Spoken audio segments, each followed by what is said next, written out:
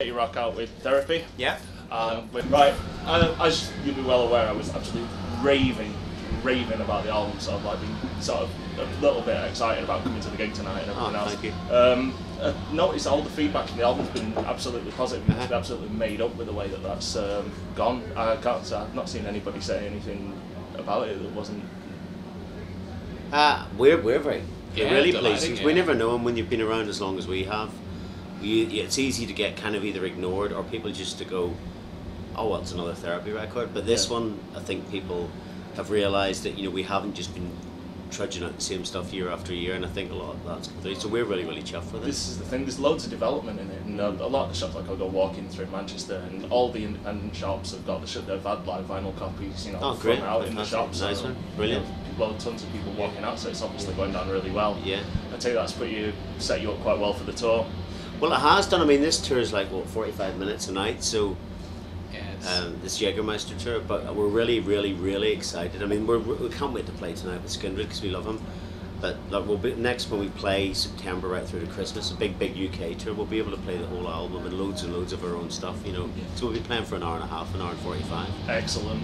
Yeah. I noticed the Jagermeister tour thing. How has that come about? I mean, it's a great deal, obviously, for the tickets and everything. Well, we've known Benji from Skindred since he was in Dub War, and we met Benji. I think what happened was they'd got the Jagermeister tour, and then Benji came to see us do the Troublegum show at the Forum in London. Yeah. And he also saw us when we did it at Sonosphere, and we were chatting with him. And then next thing we knew, our agent looks after Skindred as well as us. And he got up and said, would you be up doing some shows with Jagermeister for Skindred? He mentioned the Black Spiders. We know Pete Spivey from Group Dog Drill, who toured with Therapy back in the 90s. We just thought it's going to be a sort of chum fest. It'll be great. Yeah, and then they obviously got there's a local support every night. Yeah. And they said, well, it's £5 a ticket. We were like, wow, it's such a no-brainer.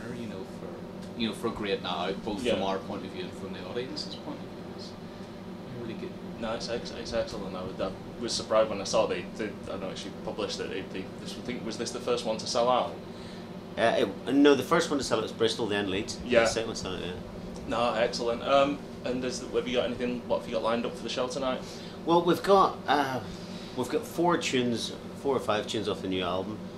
It's hard to know because I really don't know. It's always a problem with 45 minutes, kind of. And 13 albums. Yeah, I mean, we've just come back from Europe and we were doing the whole new album plus older tunes, and you kind of obviously when you headline you have a bit more time to make the show more yours. Tonight, like the lads said, it's like a bit of a party really with 4 great bands and stuff, but obviously you've got time restrictions, so 45 minutes we're kind of cramming in what we can. So we are going to do 4 or 5 off the new album, but then there's tunes from back in the day right through, so it's a tough one. It's good, and I think it'll be quite a mixed audience. I think there'll probably be a lot of people maybe that haven't seen us in 10 years, maybe haven't seen us since the mid-90s, and that'll be good to get back in front of them and just refresh their memories and then showcase the new stuff with them as well. So it's good. And then obviously a lot of the newer fans never really saw us tour the Troublegum album and Infernal Love album, so by representing those songs and some of the Nurse songs, it's good. It's kind of like a hot history lesson in 45 minutes. With a crash course in therapy. So how do you go about sort of eliminating? I mean, obviously you're going to pick them, but how do the others sort of get sidelined? How do you pick a set? It's the hardest thing in the world. It really is. It's really hard, yeah. Because what we do is if we're doing our own shows somewhere, we sort of pick a theme every night. We'll go like, well, let's do all the singles. Let's do everything since Neil joined the band in 2002 from those albums. Let's do only the stuff which is kind of slightly dancey and groovier. Let's do the really punky stuff, and that keeps it interesting for us, especially if we're away for 8 or 9 weeks. But with the likes of tonight's 45 minutes, this is the real hardest thing. It's like, because we'll always leave something. I mean, thankfully, if we were headlining, it would even be more difficult, maybe to a certain extent, because I would imagine quite a lot of Skindred audience probably won't know who we are. So all songs are brand new to them. Whereas what I feel sorry for is the hardcore therapy fans, because we're always going to leave something out. I mean, I always do. I remember years ago going to the showing my age, and I remember seeing the Smiths, and they didn't play "Reel Around the Fountain," which is my favourite Smiths tune, and I could not be consoled the whole way home. I could not be consoled. That was it. They were Morrissey was a burp, Mara was a burp. How dare they not play my favourite song? And now that I'm in the same position, I mean, how good? They did about 3 albums at that point. There's no way they're going to play all of it. It's funny you should say that. I had a friend who went to see you, I think it was 3 or 4 times in the same year. He was absolutely determined that he'd keep going to every therapy show he could get a ticket for until he played Potato Junkie. Oh, God. Yeah. That's the one thing that, as well, because that song's off our second mini album. That's one of the things that people will say, when are you going to drop it? Because you do it every show.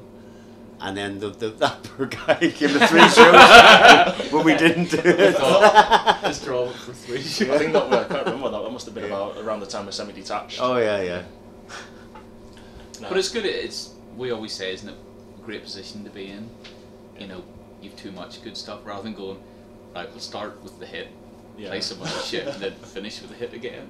Do you have a lot of bands don't have that sort of back catalogue to draw from, or they can't really flip from, you know, let's play things from a certain era or things in a certain tuning, and you know, we've got lots of different little approaches to a set.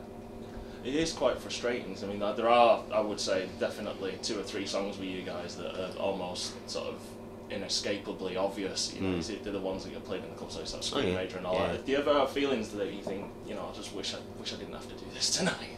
Well, we've started doing that recently. We've started not playing enough Troublegum or Screen Major. And because, you know, if we play in a club where it's hardcore therapy fans, they like it because they think, well, thank God they're doing something different. If we played a festival or, you know, a package bill where there was going to be people there that only knew those songs, it might be a bit more difficult. But it's funny, that kind of thing. I mean, Lemmy from Motorhead said a few years ago, and this made me feel a lot better about that kind of thing. They said to Lemmy at a gig, you know, do you never get fed up with whenever you mention Motorhead, people go Ace of Spades, you know, even though they've made 15 albums, or whatever. And Lemmy says, well, if you're going to be remembered for one song, make sure it's a fucking good one. You know? And it's the same thing way I feel about Scream Major and Nowhere. I suppose, yes, it does get tiresome, but, you know, we sort of forget that broke us from selling like a handful of records to having gold and silver records. Well, in the 90s, you know what I mean, it did, and that opened the doors for us. So it's you know, it's nice. But and you know, they're great songs, you know, and they feel good to play as well. You know, there's kind of, it would be worse if it was we're more well known for like a really odd, shut up weird, your face. Yeah, like a novelty hit or something, you know. And then you really would be like, okay, you know, Lord, take me now. Nah, excellent. So you say you've got another tour coming up later in the year, so it would be lots of your own tour. Well, we're planning it at the minute. I mean, it's absolutely massive. It's there's going to be at least 2 weeks in the UK at the looks of it. There's 2 weeks in Germany, week in Spain, France, Portugal, Ireland again, stuff like that. And it's really going to be probably starting September, probably finish until about right at the end of December. This is going to be a massive one. So that's going to be, we'll probably play an hour and 45 minutes every night. Brilliant. Not the dates are just coming in now. I mean, as soon as they're up, they'll be up on the website, Facebook, you know, Twitter, everything. Brilliant. But that's what's being put together at the minute for September onwards. Brilliant. Excellent. Okay. I think that pretty much covers it. Thank you very much. Thanks for. Cheers, my man. Thank you. Thank you. Thanks for the Thank you, sir. Cheers, guys. All the best for tonight. Thank you.